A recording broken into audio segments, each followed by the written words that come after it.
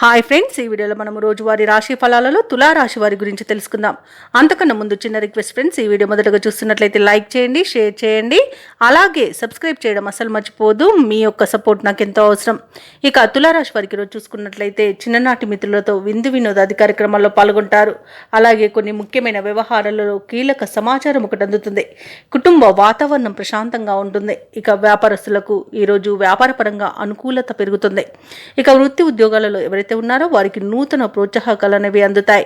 ఇక తులారాశి వారికి ఈరోజు ఆకస్మిక ధన ప్రాప్తి అనేది కలుగుతుంది. అలాగే ప్రతి పనిలోనూ విజయబాహుటను ఎగురవేస్తారు.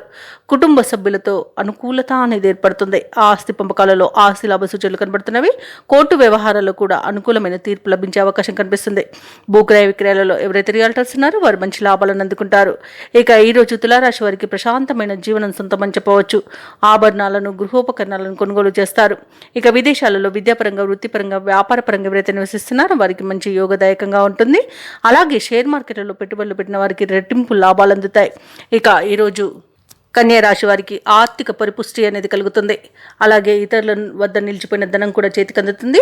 స్థిరాస్తులను సైతం కొంటారు. ముఖ్యంగా తండ్రి ద్వారా రావాల్సిన ఆస్తులు ఈరోజు దక్కే అవకాశం కనిపిస్తుంది.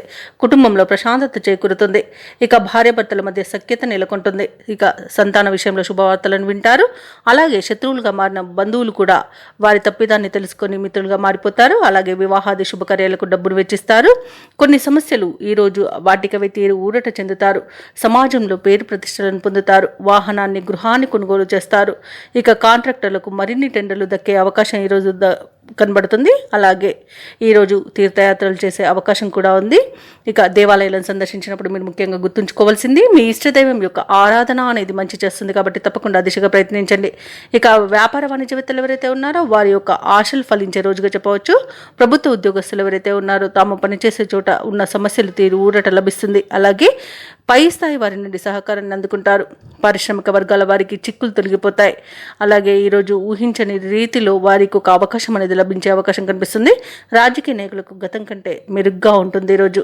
ఇక విద్యార్థులు మంచి ర్యాంకులు సాధిస్తారు. ఇక ఈరోజు మహిళలకి ఆస్తి లాభ సూచనలు కనబడుతున్నవి. ఇక ఈరోజు తులారాశి వారికి అదృష్ట రంగు గులాబీ, ప్రతికూలమైన రంగు నలుపు, అలాగే అదృష్ట సంఖ్య 2. ఈరోజు తులారాశి వారు వినాయకునికి అర్చనలు చేయించడం వలన మంచి శుభ ఫలితాలను పొందుతారు. అలాగే పనులలో వచ్చే ఆటంకాలని తొలగించుకోగలుగుతారు.